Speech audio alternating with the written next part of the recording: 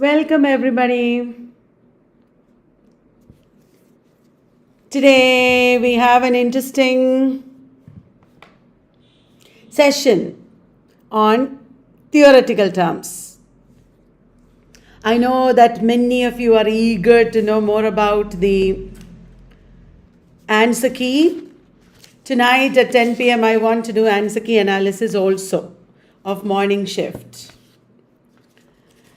And today we are going to do a lot of theoretical terms that will help you for the next exam and for upcoming gate and set.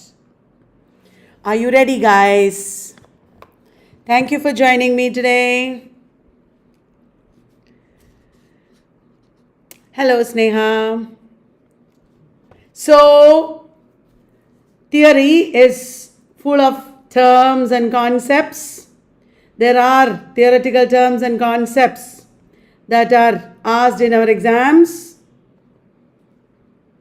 It is extremely important that we know these terms and concepts correctly. Hannah? That is why we are doing this today.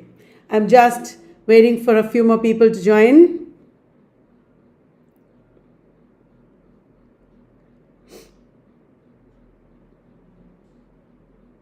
Yeah. So, theoretical terms. Find the wrong statement. Guys, today we are going to play a game. You have to tell me which is the wrong statement in the set of statements I show you about a topic. You know why we are playing this game? Because it will tremendously help you to think critically in exam. For exam, they ask a lot of questions like this, which are based on English language, which are, actually I was looking to the question paper, many are actually very simple. Statements are very simple, but in the exam hall, if you become anxious and nervous, then you will make mistakes. So, today we are talking about literary terms and we are doing true or false game. Okay, guys? Abjection. Ta-da-dang. Do you know what I am showing in the picture? It is fried cockroaches in Thailand. You know this feeling when you see things that you are not used to, when you see the other, when you see something that you cannot accept. This is the feeling of abjection. Which of these statements is wrong? That is what you have to tell me. When you see fried cockroaches, you feel like this, right? That is abjection. Which of these statements is wrong? I will correct it if you tell me. Sorry. An idea discussed by Jacques Lacan. Is it? An idea discussed by Jacques Lacan. Abjection marks the border between subject and object. Is it true? Abjection marks the border between subject and object. And the border between inside and outside of the body. Is it true? After you tell me the wrong statement, I will explain it.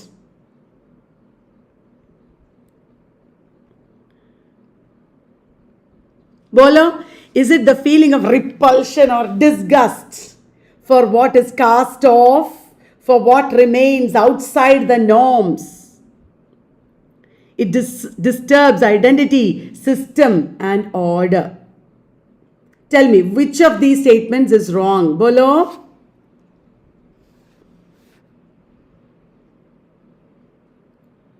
It is an idea discussed by Jacques Lacan. That is wrong. Then it is an idea discussed by whom? It is an idea discussed by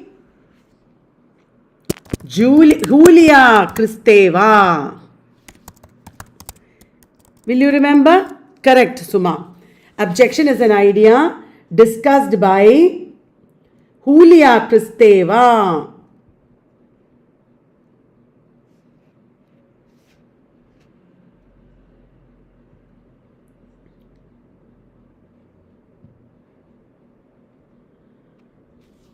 Okay, so what is abjection?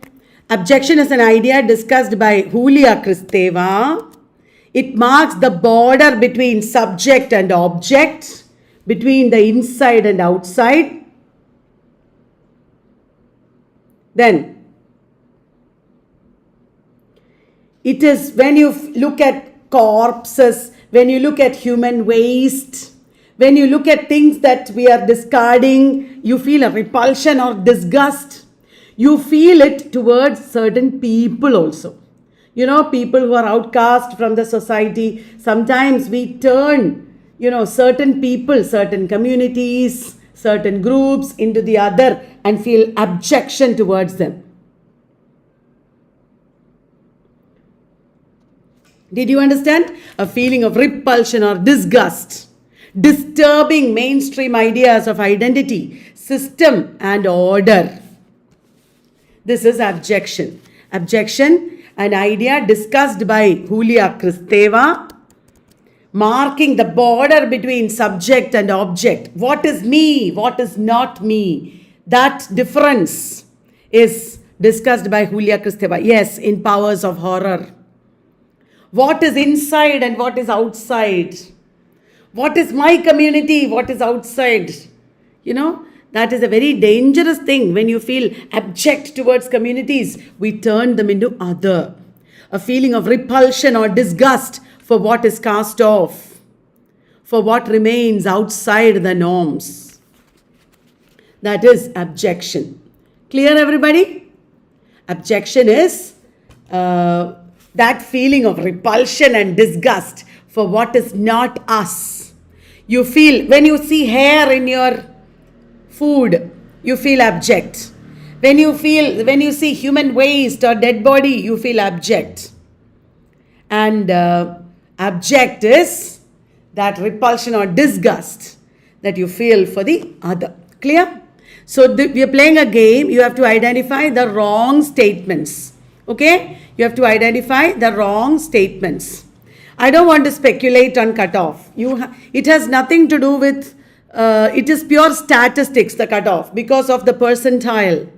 It is foolish to speculate on it. Just remain calm. Let them announce the results. Next, acculturation.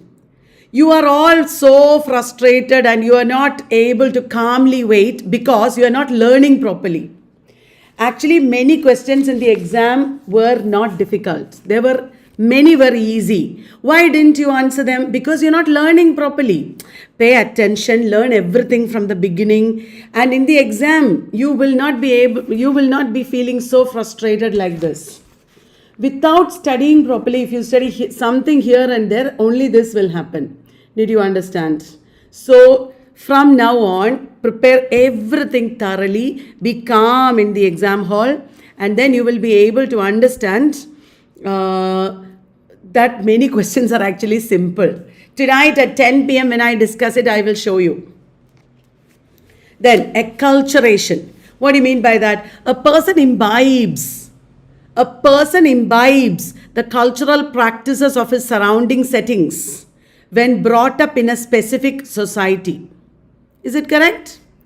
A person imbibes. Okay. A person is imbibing. This small boy is imbibing cultural practices of his surrounding settings. That's why he is drinking Coke. He is not American. He is a poor boy from India, obviously. But he is drinking Coke because he has imbibed the culture of the surrounding society. Is that true or false? It is true. I am doing this particularly because many questions in the exam were like this. You have to just read carefully, you will understand. You have to just read carefully, you will understand. Options are very simple actually. Only a few questions are there that are very difficult. So get practice.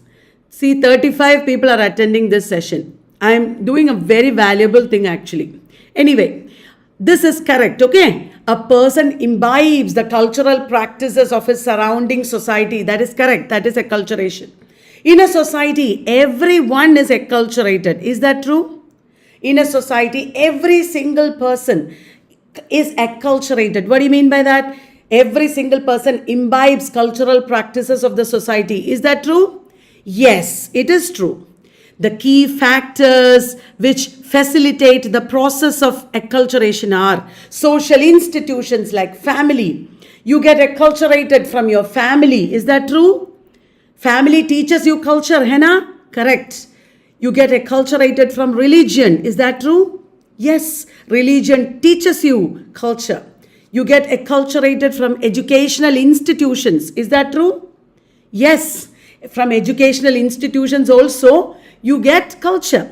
Media also teaches you culture. So 3 is correct. The key factors which facilitate the process of acculturation are social institutions such as family, religion, educational institutions, media, etc. Correct. Acculturation can be natural or forced. Is that correct? When you are born, this boy, for example, is not forced to drink Coke. Naturally, he is seeing people drinking Coke around him and he is drinking it. Hannah. But sometimes you are forced, for example, religion or education might force you to learn a few things. You are forced to learn cultural studies. You are forced to get the culture of postmodernism. Sometimes, not always, sometimes it is natural. Forced it can be. When somebody is ruling us, it can be forced acculturation. Did you understand? Then, acculturation does not happen in a globalized society. Is that true? Absolutely wrong. This is false. This is false. Acculturation happens a lot in a globalized society. For example, this is acculturation in a globalized society. Why is this little boy drinking Coke, which is an American drink? Because of globalization. All the products from across the globe get scattered. Did you understand? Guys, I am teaching you a method of thinking here. You have to pay complete attention.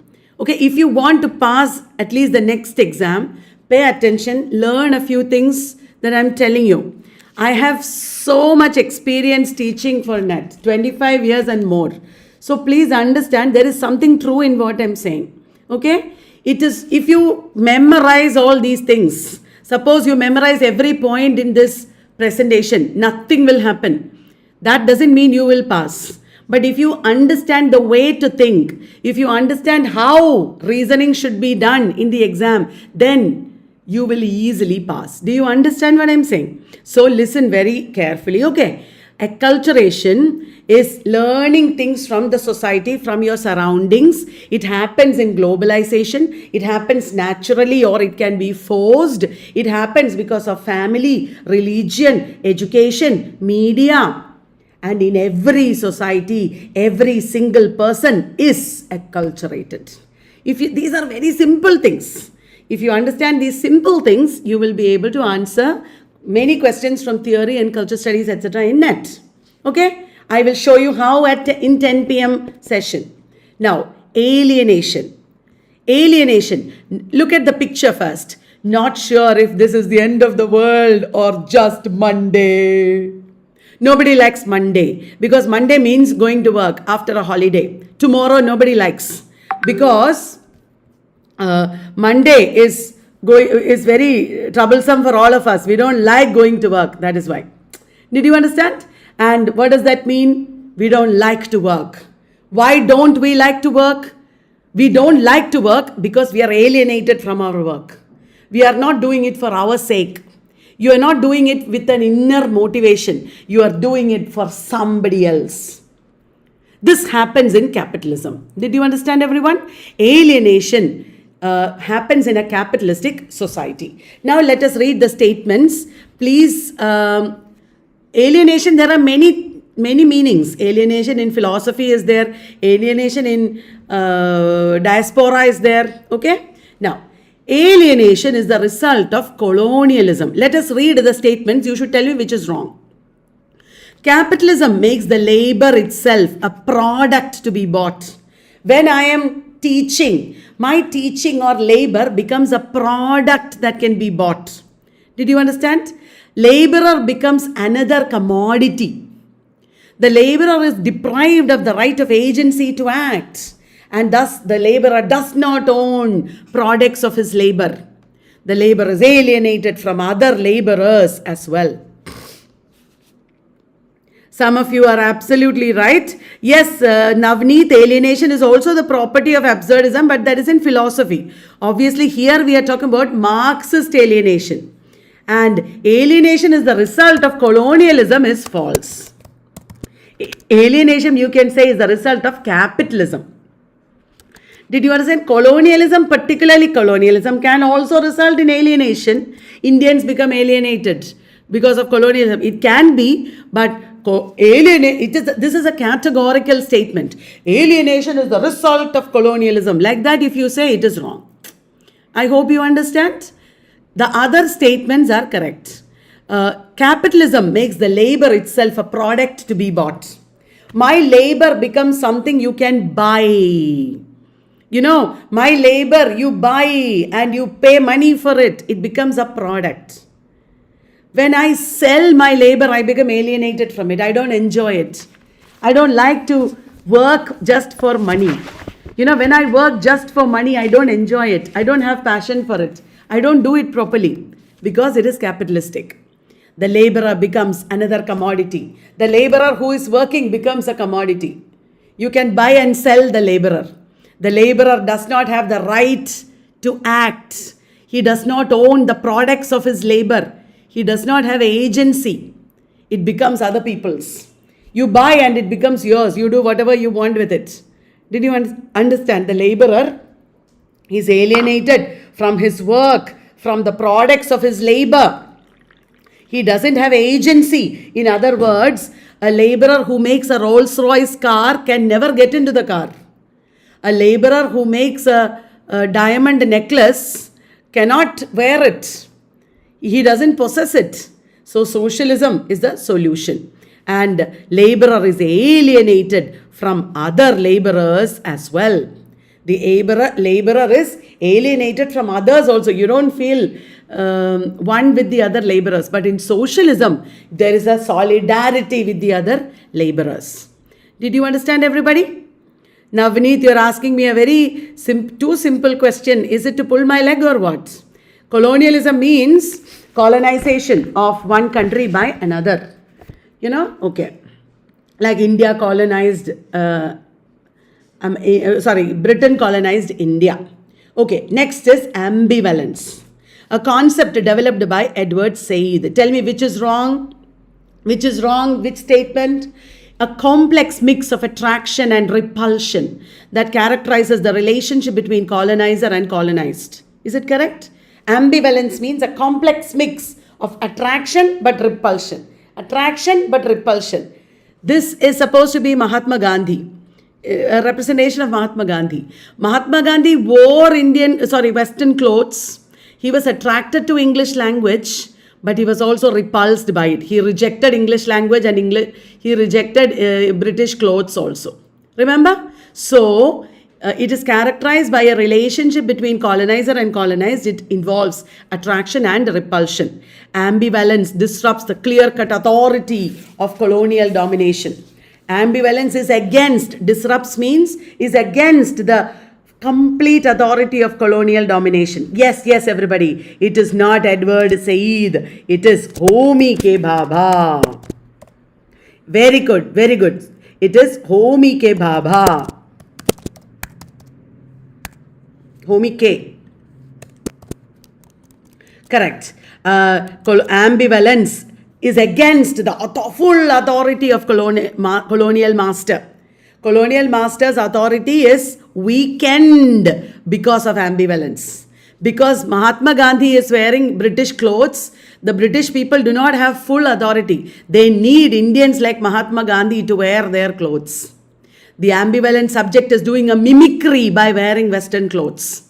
Did you understand? It is not far from mockery. It is like mockery. So, ambivalence, very good, Ashmita, related to hybridity, related to mimicry also. Ambivalence, hybridity, mimicry, all are related. Okay, guys? Next is Anchorage. Look at the picture first. There is the picture of a doctor with a cigarette here. The picture of a doctor with a cigarette. The caption is, according to repeated nationwide surveys, More doctors smoke Camel's cigarette than any other cigarette.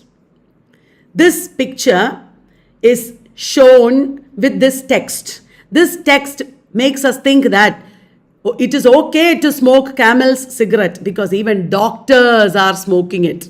Did you understand? This picture comes with this text. Clear, everybody? This text makes us think that it is okay to smoke Camel's cigarettes because even doctors smoke it. But it can also come with another text. This picture can come with another text. Will you please pay attention to what I am saying? This picture comes with another text. Suppose smoking kills you even if you are a doctor. That text is completely against this text. So same picture can have different meanings depending on the text. That is called anchorage. Same picture can have different meanings depending on the text. So anchorage is the way in which words work on images. These words, how do these words work on the image?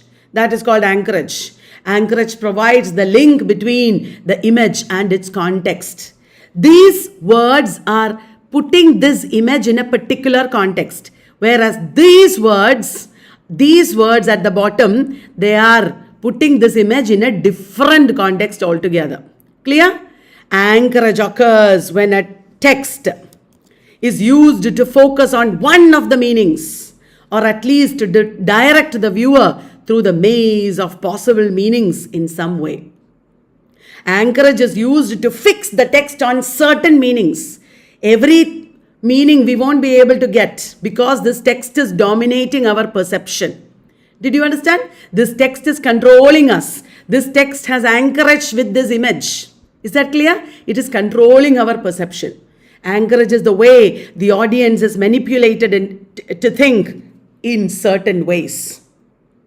Rahul Singh, you are right. The concept was developed by Stuart Hall is wrong. What is the correct answer? The concept was developed by not Stuart Hall, but then who? Bolo. Anchorage is a concept developed by Roland Barthes. Anchorage is a concept developed by Roland Barthes. Will you remember? So in the NET exam also they will give five questions like this, 5 sentences like this. Which of these is correct related to anchorage? Or they will not mention the word anchorage. They will say images have relationship with text in advertising. Roland Barthes analyzed it. Which of the following is correct in Roland Barthes' perspective? Then you will have to choose whichever is right and whichever is wrong. Did you understand? This kind of questions come a lot in NET. Anti-humanism. Term coined by Michelangelo. Closely related to communist humanism. Which of the statements is wrong, Bolo? Anti-humanism means man has no universal nature. Anti-humanism extends to the fact that the desires of the individual must be sacrificed for collective good. The desires of the individual must be sacrificed for everybody. Man has no universal nature. Anti-humanist elements are there in George Orwell's 1984. It is related to death of man. Foucault talked about it in Order of Things. It is also related to death of God. Nietzsche talked about it. Of course, it is not coined by Michelangelo. How can Michelangelo say this? Of course, that is wrong. It is Louis Althusser. Everything that came afterwards is about contemporary 20th century Marxism, etc. It can't be Michelangelo, right? It is Louis Althusser. Anti-humanism is a term coined, I caught you there, didn't I? Anti-humanism is a term coined by Louis Althusser, closely related to communist humanism. It means that man has no universal nature and desires of the individual must be sacrificed for collective good. 1984 is a text, anti-humanist text. It is related to the death of man. Remember everybody, Michel Foucault in The Order of Things talked about the death of man. Nietzsche talked about death of God. God is dead and we have killed him. है ना? So we are doing this activity because many questions in net are like this. They want you to identify which of these is true and which of these is false. True or false is the most important kind of question, tricky question in net. I will do 10 p.m. analysis of morning shift and then you will understand. Okay, guys? So think very clearly when you write NTA net, think very clearly, calmly. Many of the options are visibly silly. Many of the options are clearly stupid. It is clear that that is not the answer. So it is only because you get worked up in the exam hall that you are unable to understand clearly. Okay? Don't worry, it is easy. Now, Aporia. I have shown the picture of Prospero and Caliban here. You know, we take it for granted that this is a great text about the great man Prospero. Okay, this is a great text about the great man Prospero. He is right, Caliban is wrong. But sometimes in the text, when Caliban speaks, we feel like, yeah, Caliban is right. Prospero is not so great. Prospero is an oppressor. Like that we feel. Caliban's speech creates aporia. Did you understand? Caliban's speech sometimes creates aporia. Now, what is aporia? Dekho, aporia denotes languages collapse into radical undecidability. Is it true? You have to identify the wrong statement here. Aporia denotes languages collapse into radical undecidability. You feel like I can't understand. What is this? Language is contradictory. The text is contradicting itself. You can't understand. That is aporia. The term aporia is derived from Latin. A means without. Poria means gate. A means without. Poria means gate. Is it true or false? It is false because it is Greek. Aporia is from Greek. Even in Plato there was aporia. Aporia, everybody should know this. It is very simple. Even in the time of Plato, in Greek tragedy, aporia was used. When the actor did not know what to do, that was called aporia in Greek tragedy. It is a term taken from tragedy, Greek, not Latin. That was easy. Okay? Aporia is from Greek. It is a point in which the text dismantles itself due to lack of clarity in meaning. Aporia is a point in which the text dismantles itself. You are reading the text and thinking, wow, what a great text. The text is great, you are thinking. But at one point, you are thinking, Tempest is a great text. But at one point, you think, oh my God, Caliban is right.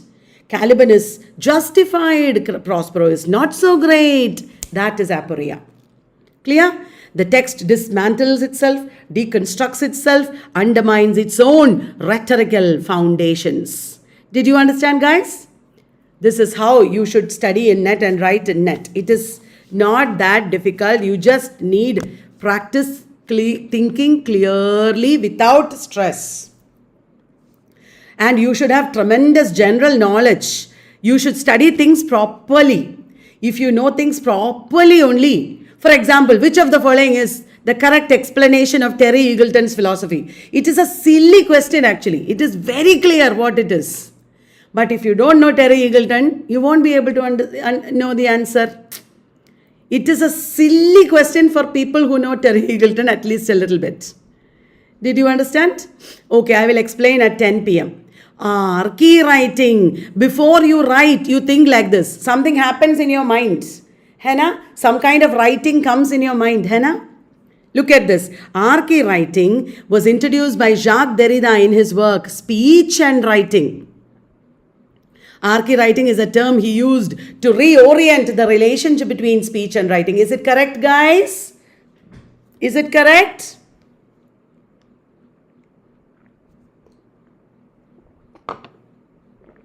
Nahi, not correct. It is introduced by Jacques Derrida in Of Grammatology. Introduced by Jacques Derrida in Of Grammatology. Archy writing introduced by Jacques Derrida in Of Grammatology. Archy writing is a term he used to reorient the relationship between speech and writing. Correct. Hello Suvarna. I was just saying you should understand everything properly, deeply, clearly. And in the exam, you should just look at the questions and answer with a clear mind. Now, archi-writing, Derrida challenged the notion of phonocentrism and introduced archi-writing as a form of writing that precedes both speech and writing. Archi-writing comes before you write and speak. You are thinking, in your head something will come, that is called archi-writing. Archi-writing is a form of writing that comes in your head before you speak, before you write. Clear, everybody? Archi-writing is against phonocentrism. Archi-writing is not a concrete act like writing or speech. This writing, this speech that I do, that is concrete, but archi-writing is not a concrete act. Did you understand, guys? These are all easy ones. Okay, next. Assemblage. Are you aware of what is assemblage? Introduced by Gilles Deleuze and Felix Guattari in the work A Thousand Splendid Suns. Ta-da-dang. Is it correct? Introduced by Gilles Deleuze and Felix Guattari in A Thousand Splendid Suns. Bolo, bolo. Ashmita. Assemblage is the study of a collection of two or more heterogeneous elements within a system. It is not thousand splendid suns. It is in a thousand plateaus. A Thousand Plateaus is the work by Deleuze and Guattari. A Thousand Plateaus is by Deleuze and Guattari. Capitalism and Schizophrenia. One big work they wrote. Capitalism and Schizophrenia. It has two elements. It has two texts within it. Anti-Oedipus and A Thousand Plateaus. Will you remember? Anti-Oedipus and A Thousand Plateaus. Assemblage is a study of a collection of two or more heterogeneous elements in a system. Look at India. India is a heterogeneous country. This India is a system. In India, there are Buddhists, Sikhs, Gandhism is there, BJP is there, festivals are there, temples and churches and mosques and monuments and all kinds of political parties and all kinds of festivals, all kinds of languages. India is such a heterogeneous country, isn't it? All the different elements of India are joined together in India, the nation. And India is an assemblage. A text is an assemblage. A text has different heterogeneous elements that are combined together. Within a body, within a system, within a structure, within a nation, the relationship of the component parts of the assemblage are not stable, not fixed. Within assemblage, the relationship of the component parts are not stable, not fixed. So in NTA Net, many questions come when they expect you to understand a topic or concept correctly, clearly. They expect you to understand a topic or concept clearly, and then they want you to choose what is right, what is wrong. That activity I am doing with you today. This is very, very important for NTA Net. Okay, guys? Assemblage. Now, aura. Arey, dekho, ye picture dekho. This is not Mona Lisa. This is only a reproduction of Mona Lisa. Arey, acha nahi lagta na? Original Mona Lisa has an aura. Original Mona Lisa has a special uniqueness. Did you understand? A original Mona Lisa has a special uniqueness. And reproductions do not have this aura.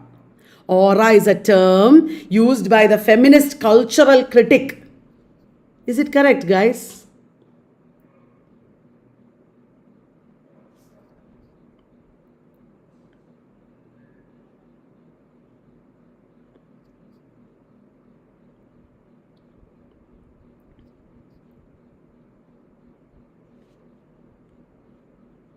Is it correct, guys? A term used by the feminist.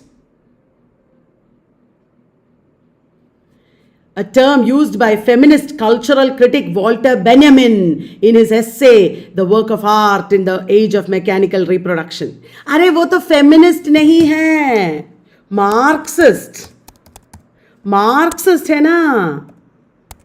Or Frankfurt School, he is from Frankfurt School.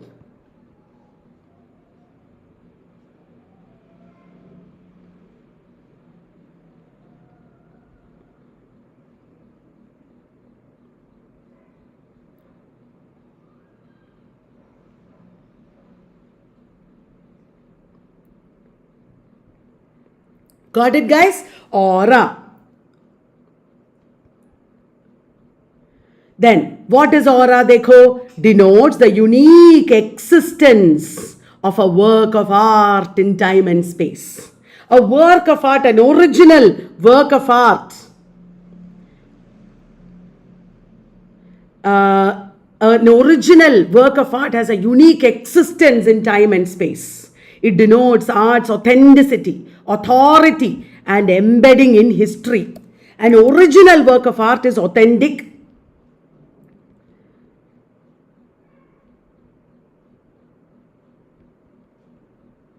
An original work of art has authenticity. An original work of art has authority. It is embedded in history. These are the various aspects of aura. Aura, Walter Benjamin said in The Work of Art in the Age of Mechanical Reproduction, it is the value of an original work of art because it has authenticity, authority, and it is embedded in history. Okay? Reproduction of the work of art, especially for mass consumption, erodes this aura. Reproduction of art erodes this aura. Original work only has aura. Reproductions or mass-produced art do not have this aura. Did you understand? This is aura. So, Mona Lisa that is mass-produced has no aura. The original work of art has aura. Clear, everybody? Now, bricolage. Arey, dekho. Bricolage. What is bricolage? Derived from the French word bricolier. French word bricolier, which means a person who makes use of available materials. A person who makes use of available materials. Materials that are not designed for that purpose. Dekho, water bottle is not designed to make a bus stop. But people have made a bus stop with a water bottle, with water bottles. That is bricolage. Did you understand? So Roland Barthes used it to describe the nature of mythic thought. Is it correct? Roland Barthes used bricolage to describe the nature of mythic thought is wrong. It was Claude Lévi-Strauss. Claude Lévi-Strauss used it to describe the nature of mythic thought. Isn't it? All mythology is like bricolage, he said. Even though engineering is better, everything is like bricolage, he said. Jacques Derrida, in Structure, Sign and Play, deconstructs the binaries of bricolier and engineer.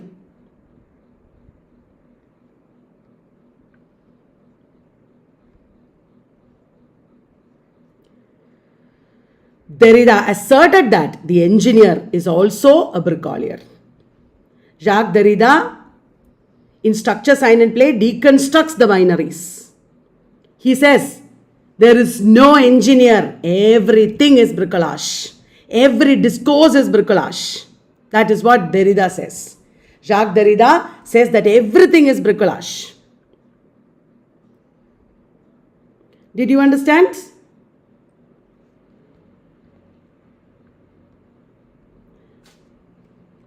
Camp is next.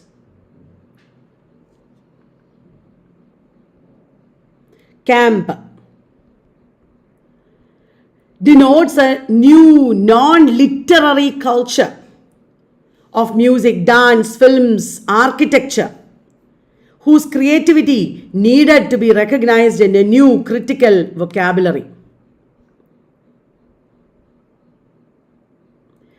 Camp denotes a new non-literary culture of music, dance, films, architecture.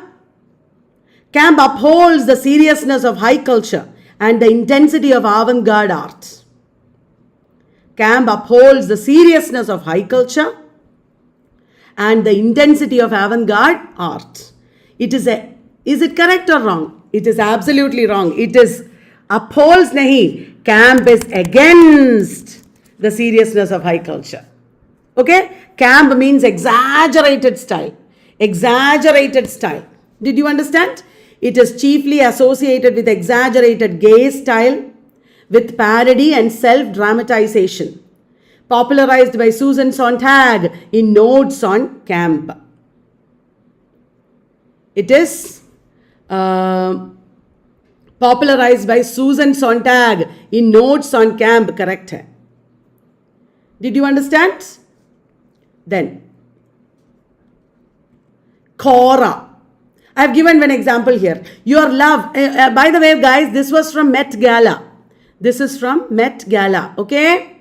Then, your love oozes out to me like a river, flowing through valleys and running into the heights of mountains. This is a fluid poem. This is fluid poetry. Did you understand? Chora is fluid. The in-between state between the two binaries. The in-between state between two binaries.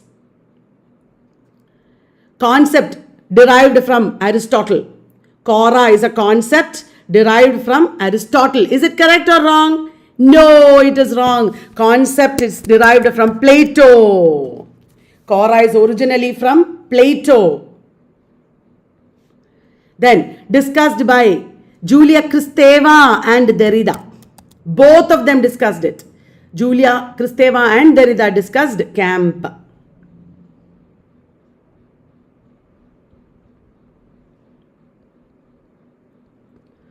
Then, for Derrida, it destabilizes the logic of binaries. For Derrida, it destabilizes the logic of binaries. Two binary oppositions are there. Chora is in between, destabilizing the binary. Derrida is always against binary oppositions, remember. For Kristeva, Chora represents a womb-like place beyond gender differences. Chora is a womb-like place beyond the binary of genders. Remember, Julia Kristeva talked about women's writing. In women's writing, Chora is the pre-linguistic stage of development. Chora is the pre-linguistic stage of development. Did you understand?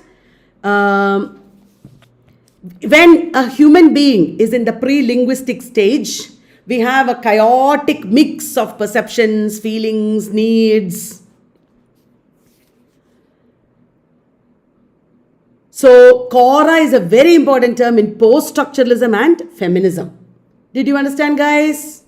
Now, Chronotope.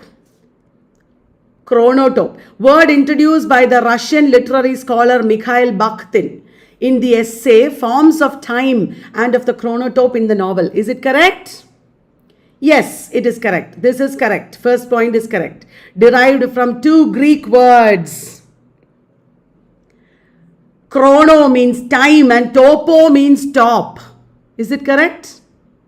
Chrono means time and topo means top.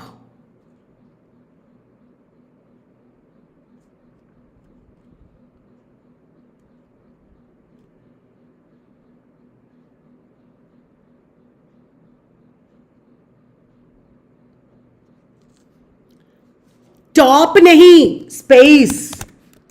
Chrono means time. Yes, topo means space or place.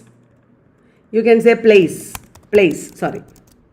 Now, chronotope refers to the configurations of time and space in literary works. Look at pastoral poetry, for example. Relation with time it has, relation with space also it has. Pastoral poetry, for example, has relation with time and relation with space both. Like that, every genre, every text has relation to time and place. Chronotope refers to the configurations of time and space in literary works. Shows how genres like Gothic, science fiction, soap opera, etc. are contextualized in time and space. Gothic, time, science fiction, soap opera, all these genres have elements of time as well as space. Chronotope is a study of how space and time are both combined in literary texts. Then, compulsory heterosexuality. Which of these is wrong?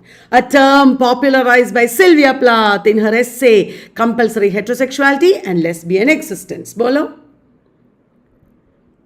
Term popularized by Sylvia Plath? No, it is Adrian Rich. It is a term popularized by Adrian Rich.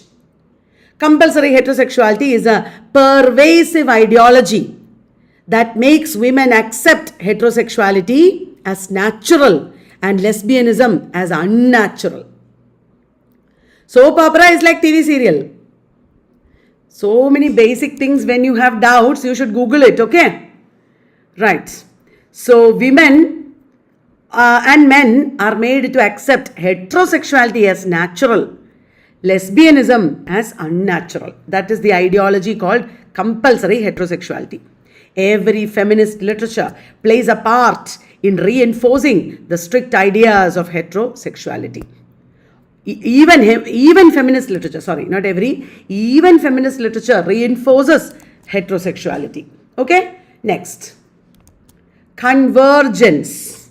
Have you heard of convergence? The term was coined by Henry Jenkins. Have you heard of Henry Jenkins? Henry Jenkins is a culture studies theorist. Term coined by Henry Jenkins. In the article, the poachers and the stormtroopers. The poachers and the stormtroopers. Okay? The term is used to express the coexistence of traditional and new media. Traditional media and new media are coexisting at the same time. That is called convergence. TV and mobile phone both.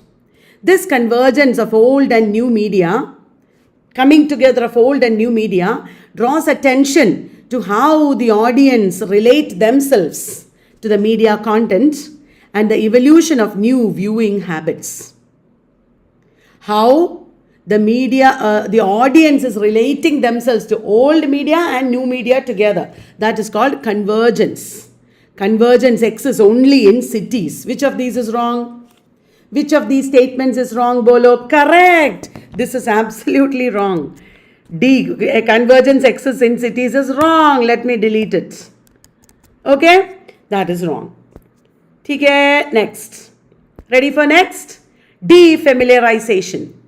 Defamiliarization, are you ready? ये क्या होता है defamiliarization? Bolo, term introduced by Russian formalist Roman Jakobson in the essay Art as Technique. Look at the picture, everybody. You see a Grecian urn. Thou still unravished bride of quietness, thou foster child of silence and slow time, sylvan historian. He is bringing three images, three metaphors, one after the other, in Ode on a Grecian Urn. In Ode on a Grecian Urn, Keats is bringing three metaphors or images, one after the other. Did you understand? And why is he doing this? In order to defamiliarize. In order to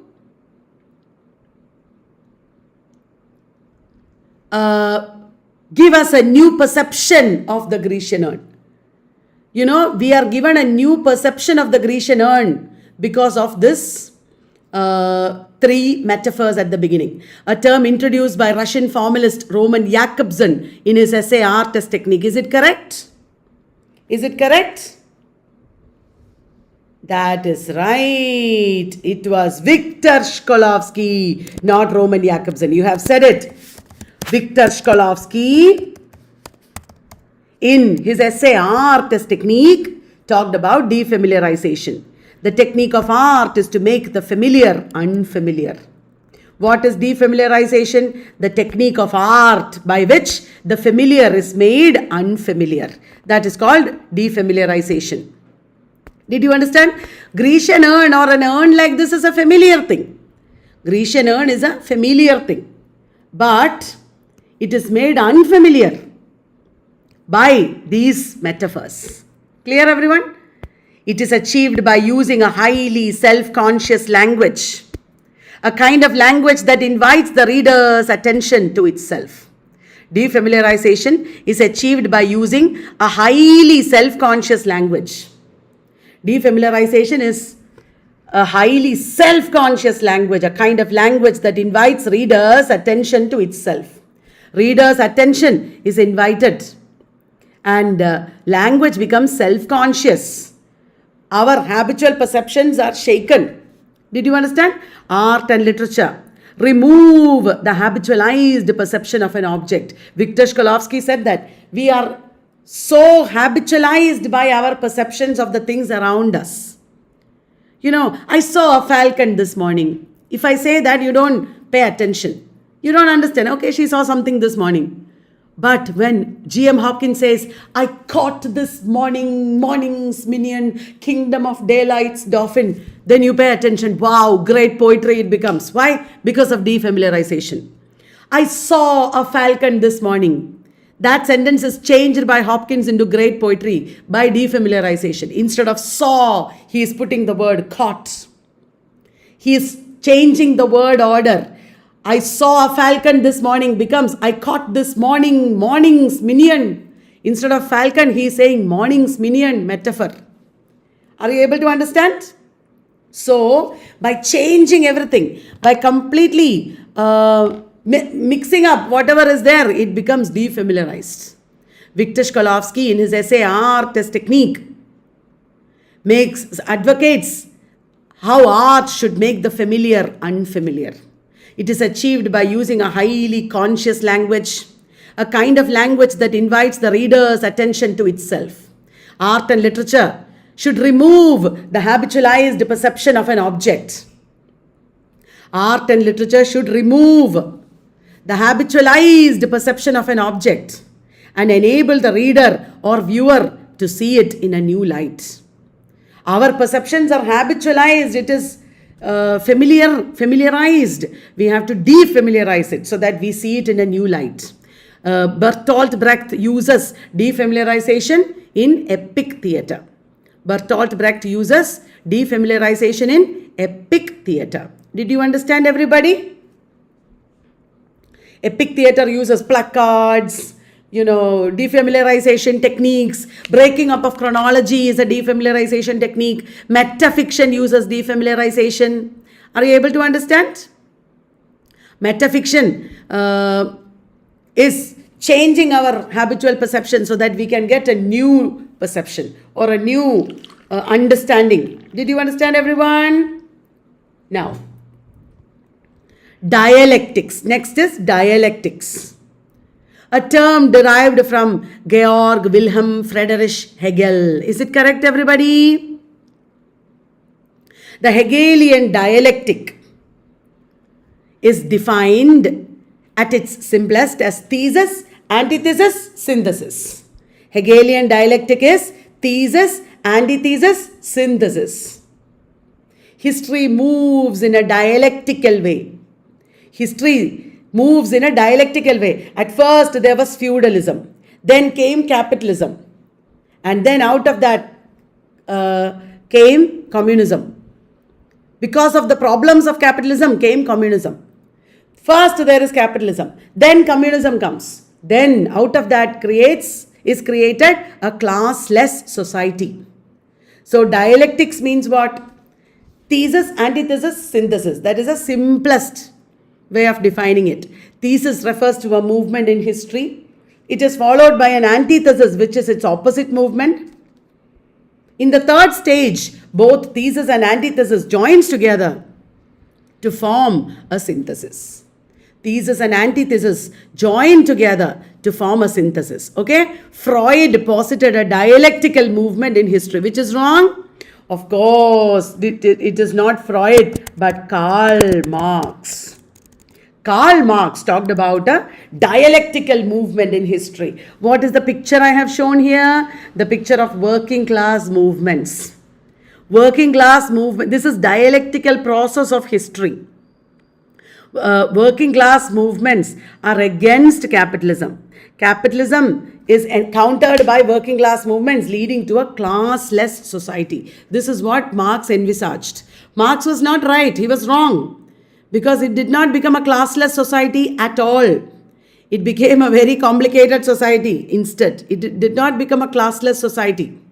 Did you understand? It all came from Hegel. Who is Hegel? Hegel was a contemporary of Immanuel Kant during Enlightenment. Hegel was a contemporary of Immanuel Kant during Enlightenment. Did you understand? So, this is the dialectical view of history. Marx's view of history is called materialistic view, dialectical materialism. You know, history, according to Marx, is the result of production. Marx focused on the production. Did you understand? Productive processes. We are all producing. When I am teaching you, I am producing. Did you understand? So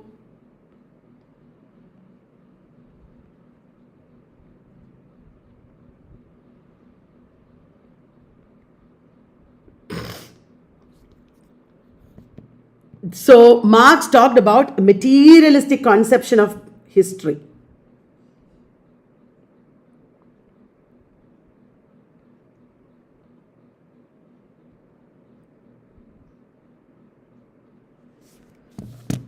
Okay, now next.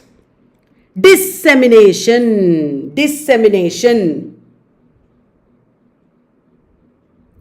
You taught me language, and my profit on it is I know how to curse. The red plague rid you for learning me.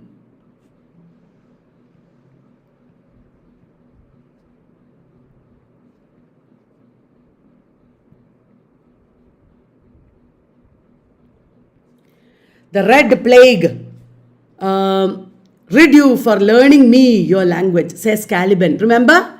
Dissemination means what? Meaning is disseminated. You know, when you look at one piece of language or text, when you look at one text or one piece of language, it doesn't have one single meaning. A language or text doesn't have one single meaning. Meaning is disseminated in a text. That is the meaning. It is a term used by Jacques Derrida in the book Dissemination. It refers to the play of meanings beyond a fixed point of origin. Dissemination refers to the play of meanings beyond one point of origin. Dissemination means the play of meanings beyond one point of origin. Did you understand? Dissemination means so many meanings are there, not just one meaning, but many meanings keep coming in a text. You know, I remember Draupadi's Akshaya Patra. Like Draupadi's Akshaya Patram, food keeps coming, more and more meanings keep coming. Did you understand? Dissemination is a geological term. The word to disseminate means to scatter or sow. What is wrong here? One of these statements is wrong. It is not a geological term. It is a botanical term. The seeds of a plant are scattered. Did you understand? Dissemination is a botanical term. Did you understand, everybody? Dissemination is a botanical term. It's about plants and their seeds being scattered. Clear? The verb to disseminate means to sow or scatter abroad. So what do you mean by that? Here in Caliban's speech, there is no single meaning. You taught me language and my profit on it is I know how to curse. Okay, Caliban is cursing Prospero. That is wrong. You should not curse anybody. But in this text, the meaning is also there that Prospero has been oppressing Caliban. You know, meaning is disseminated and it deconstructs the text.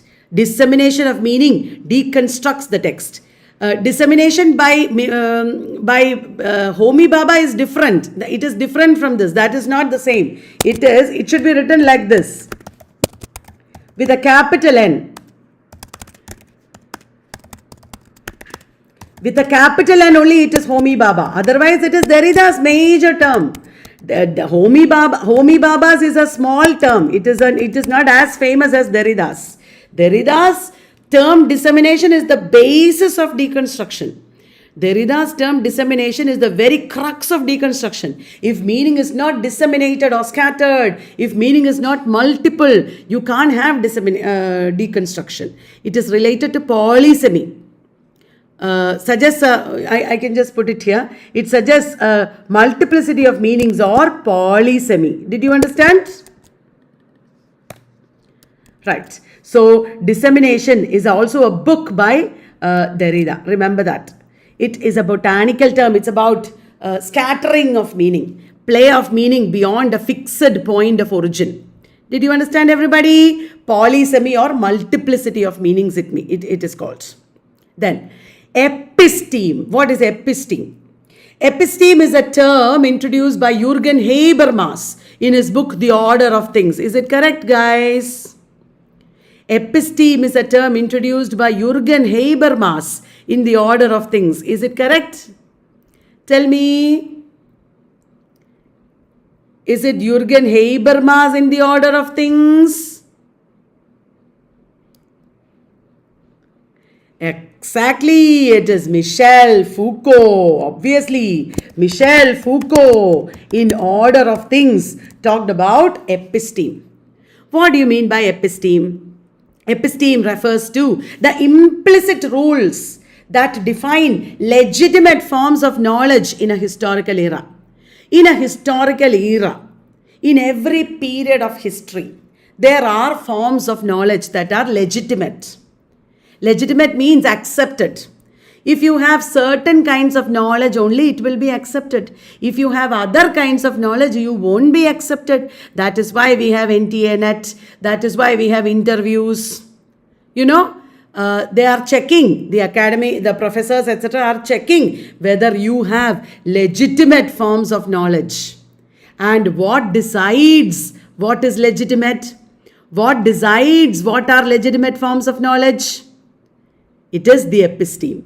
Episteme is the implicit rules that define certain kinds of knowledge as legitimate, as accepted. Did you understand? In every historical era, certain kinds of knowledge are legitimate and accepted, for which there are implicit rules called episteme. The notion of an episteme is thus closely connected to the idea of discourse. Episteme is related to the idea of discourse. In every discourse, there are implicit ideas of episteme. The discourse is something that enables people to think in a certain way. You exist within the discourse of education, isn't it? All of us exist within the discourse of education, isn't it? And when you exist within the discourse of education, that enables you to think in certain ways. Did you understand? The dominant discourse of any historical epoch is an episteme. Whatever ideas are dominant in a period, whatever discourse is dominant in a period, that constitutes our episteme. In our time, literary theory, cultural studies, these are all dominant discourses. And these are dominant discourses that form part of our episteme. Dominant discourses that form part of our episteme. This is Michel Foucault's idea of episteme. Did you understand? An episteme is governed by power. Look at the picture I have shown here. A group of very powerful 18th century men are sitting in a library and they are discussing. They are the people who dominate knowledge. They are the people who decide what is knowledge. They are the people who decide what is episteme. They are the people who wield power. Did you understand? Episteme. Those are the people who decide what is power and what is episteme. Clear, everybody? So episteme is introduced by Michel Foucault in the book The Order of Things, the implicit rules that define legitimate forms of knowledge in a historical era. The notion of an episteme is thus related to the idea of discourse. Clear, everyone? Next, we'll talk about the concept of Flaneur. Are you tired? The session is till 9:30. Will you be able to listen? What do you mean by Flaneur? Have you heard of Flaneur? Whose picture I have given here?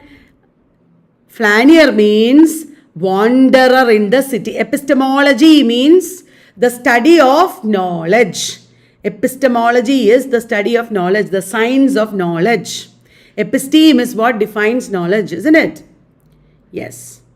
No, this is James Joyce. This is the very famous statue of James Joyce. Very famous statue of James Joyce by Marjorie somebody. James Joyce is represented here as a flaneur. A flaneur is a casual wanderer in the city. James Joyce is represented here as a flaneur. It was Walter Benjamin who employed this concept in his reading of the 19th century French poet Charles Baudelaire. Will you remember, guys? Walter Benjamin employed this concept of flaneur in reading the 19th century French poet Charles Baudelaire. Charles Baudelaire was a symbolist, isn't it? He was a poet of the decadence. And he was a 19th century French poet who initiated modernism. Walter Benjamin was reading Baudelaire's poetry when he talked about the flaneur. Got it, guys? Now, who is the flaneur? The flaneur is a highly observant, urban stroller. He is taking a walk through the, city. A highly observant, urban stroller in the postmodernist period. Flaneur is an observant. He is seeing everything. He is looking at everything around him. He is observant. In the postmodernist period is wrong. It was a term from the modernist period. Okay? Postmodernist is wrong. So, flaneur is a highly observant stroller of the city in the modernist period. He came into existence with the building of the Paris Arcades. Paris Arcades. Did you understand? Postmodernist was the mistake. Who is the man who famously studied Paris Arcades in what is called Arcades Project? It is Walter Benjamin. Walter Benjamin studied the shopping malls or arcades of Paris in the book, The Arcades Project. It is unfinished, okay? Arcades Project is unfinished. A book by Walter Benjamin, okay? The idea connotes detachment. He never buys anything. When he is strolling through Ireland like this, he never buys anything. He never gets attached to anything. He is detached, aimless, and he has a very creative mind. Did you understand? These are all values of the modernist artist. The modernist artist is detached, aimless, creative. He is wandering through the city. He is a flaneur. Will you remember, guys? So it is Walter Benjamin, who also was associated with Paris Arcades in the Arcades Project, who talked about Baudelaire as a flaneur. Baudelaire used to wander in Paris, just sit in art galleries, do no work. He was lazy. Most of the modernists were lazy. They didn't work. They just, except T.S. Eliot. T.S. Eliot was a very successful banker, very hardworking banker.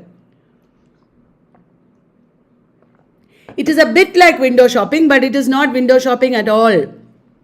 Window shopping is not at all what they do. They'll just look at life, people around them. They are studying culture. They are reflecting on it.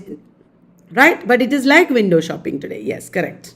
And they just spend their time doing nothing. And when they wander like this, they will get lots of ideas and then they'll come home and write about it.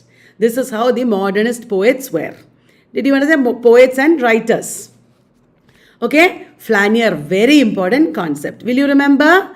That is why in Ulysses and Stephen, in Portrait of the Artist as a Young Man, In Ulysses and Portrait of the Artist, it is not observation only, it is also experience. That is why Leopold Bloom and Stephen Dedalus are wandering through Dublin. They are wandering through Dublin because they are not doing anything. They are just looking at various things and experiencing and, getting inspired to write probably. So that is why city and wandering through the city is there in Ulysses. Okay, because of the concept of Flaneur and Paris. All right. Did you like that discussion? Now we will move on to governmentality. I have put a picture of medicines here. Medicine is one discourse that completely controls you. Derrida's term that can be roughly termed as the art of governing people. Is it correct? Is it Derrida's term? No, it is Foucault's term. It is Foucault's term, Michel Foucault's term, that can be roughly termed as the art of governing people.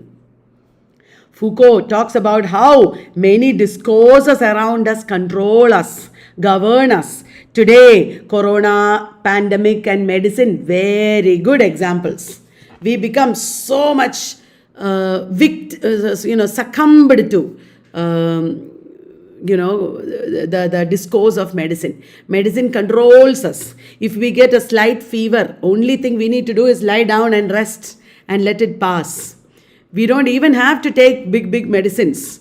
But we are so much under the power of medicine that for everything we want to go to the hospital, we want to buy medicine. We think medicine is most important for us than food. Many of our diseases can be regulated if we eat less and if we eat the right kind of food. If we stop taking medicine itself, many of our diseases will disappear. We will become immune. We will get immunity if we stop taking medicines unnecessarily. When you get corona, you will develop immunity if you just, if it is extreme case like you develop breathing disorder, etc., of course you should take medicine. But slight fever only many people get. I also got only slight fever. And I didn't take paracetamol. I just let it pass so that I'll become more strong. You become stronger. There is a level. The moment you get fever, the moment you get headache, you shouldn't take medicine. Slowly see if your body will deal with itself. Otherwise, only interfere with medicine. For example, I'm saying. So, medicine, then social reform, education, these are all forms of regulation upon us. Did you understand? Foucault shows how various institutions, procedures, analysis, calculations, everything control us. Government apparatuses. You know that our mobile phones, our forms of government like Aadhaar and things like that all contain a level of, they are all necessary, we need it, but there is also the level of control, surveillance, power, governmentality that is there. So we are not saying that we don't need these things at all.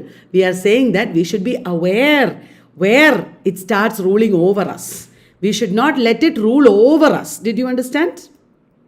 Yes, Rahul, some people get it very severely. I am not talking about that case. I am talking about people who get it very mildly. You have to check and see whether your body will deal with itself sometimes. Not only corona. So the moment you get a headache, don't take a painkiller. Did you understand? That is what I mean. I'm not saying that you never need medicines. Of course, we need medicines. But you should also let your body develop immunity, right? You should not indiscriminately submit to these discourses and procedures. For example, a surgery should be done only if it is absolutely necessary. Otherwise, don't. Clear? So, governmentality is Foucault's term for the art of governing people. Usually, the state does it, but other institutions also do it. refers to the institutions, procedures, analyses, calculations that form part of government apparatuses. Okay? It involves discourses like medicine, education, social reform, criminology. What becomes criminal? For example, many culture studies theorists like Angela Davis, etc., talk against prisons. In America, they say prison is a means of branding marginal people as criminals. They are saying that we don't need prisons. Prisons are to be revised. They don't believe in justice. Critical race theory. In America, there are many theories that are against justice and prison. Critical race theory, then Angela Davis's concept of prison. All these are very important theories that show how justice is not neutral. Discourses like medicine, education, social reform, demography, criminology, or justice, they are all, part of governmentality. Are you able to follow me, guys? Next concept is heteroglossia, a term introduced by the American theorist Mikhail Bakhtin in his paper. American theorist, it is said. It is Russian. That is the mistake. It is not American, Russian. Mikhail Bakhtin, Russian theorist, in his paper Discourse in the Novel, talked about heteroglossia. What is heteroglossia? Heteroglossia derives from the Greek root meaning other languages. Heteroglossia means other languages. In every language, there are other languages. For example, in the book Huckleberry Finn, there is Mark Twain's language. There is Mark Twain's language. But along with that, there is also Jim's language. Did you understand? The quality of any language that is stratified into many voices. Mark Twain's language has many layers. Mark Twain's language has many layers. Within one text, there are social dialects, professional jargons, languages of generations, languages of age groups, languages of slaves. Did you understand? These are all different layers of the mainstream text. Every text has many layers. That is called heteroglossia. The power of the novel originates from heteroglossia. Heteroglossia is the coexistence of and conflict between different types of speech. There is Huck's speech, Jim's speech, then mainstream people, Widow Watson and, Miss Watson speech. They are all different speeches existing within Huckleberry Finn. Are you able to follow? Different layers within the same text. The speech of different characters, the speech of different narrators, the speech of the author. Clear? That is heteroglossia. Did you understand, everybody? Heteroglossia means within one text there will be many layers of voices, many layers of languages. There will be social dialects, professional jargons, language of old people, language of slaves, language of uneducated people, etc. Now, imagined communities. Who talked about imagined communities?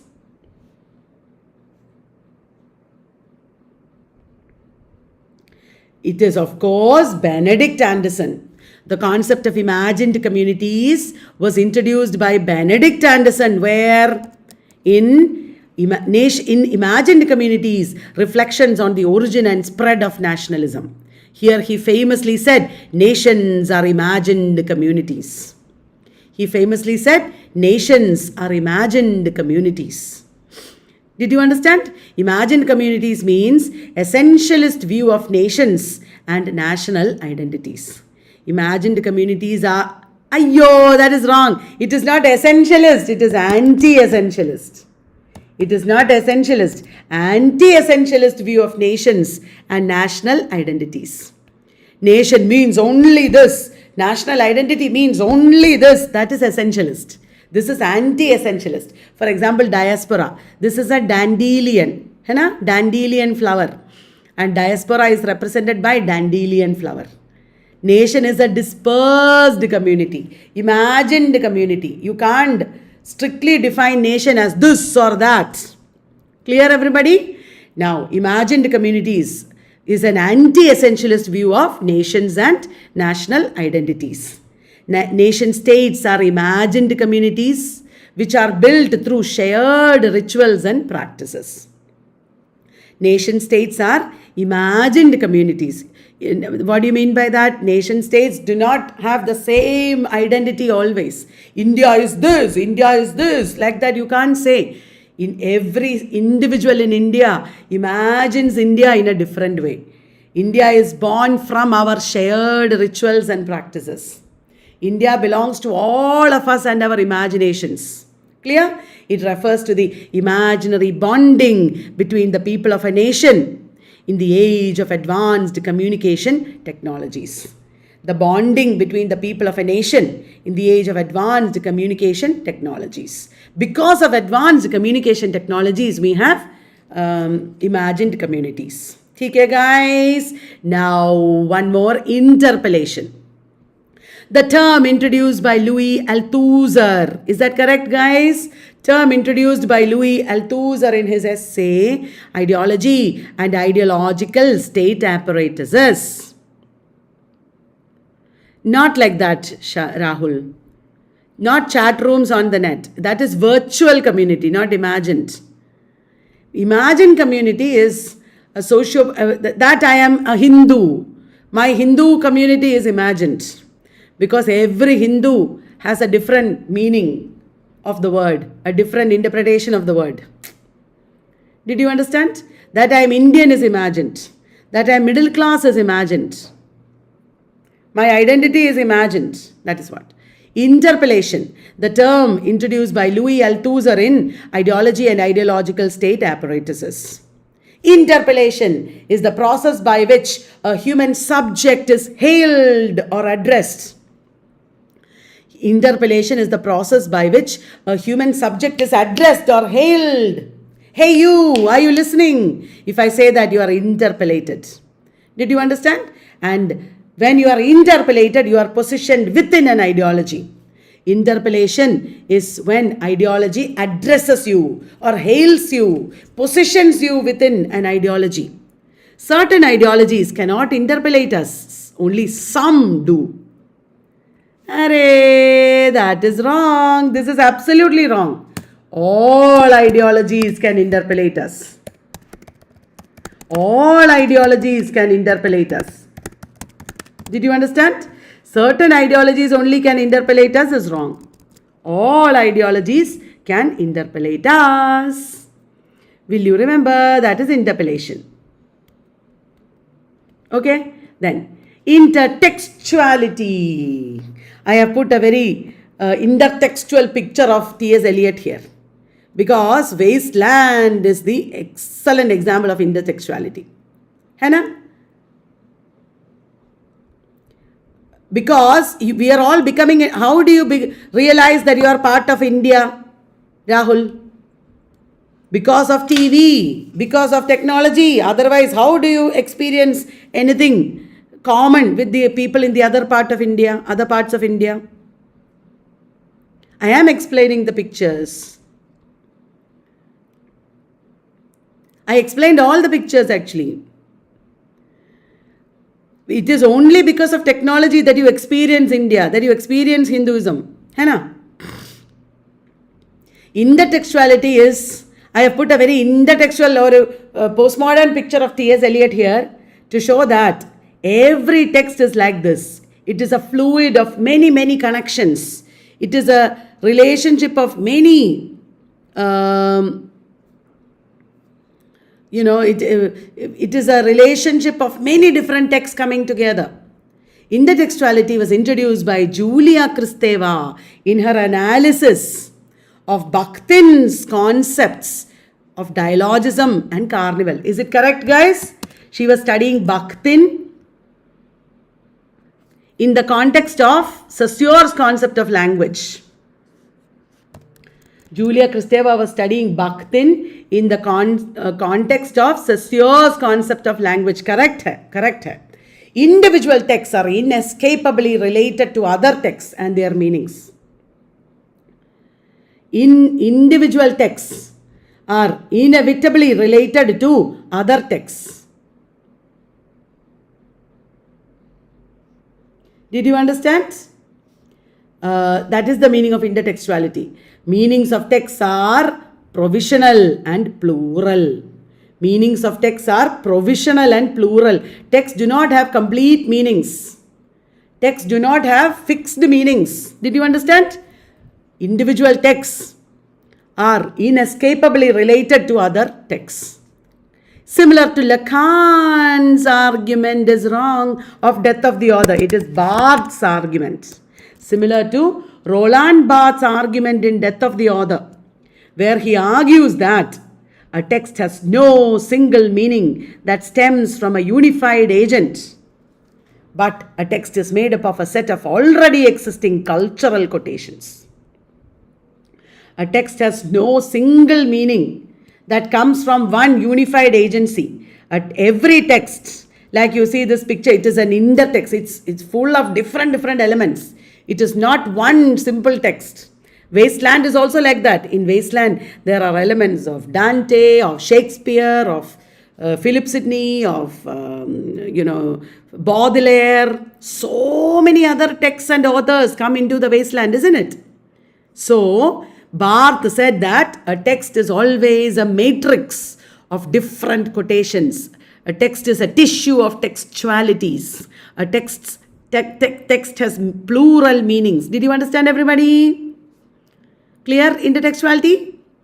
Then, relative autonomy. It was proposed by Louis Althusser. Art has relative autonomy in relation to ideology.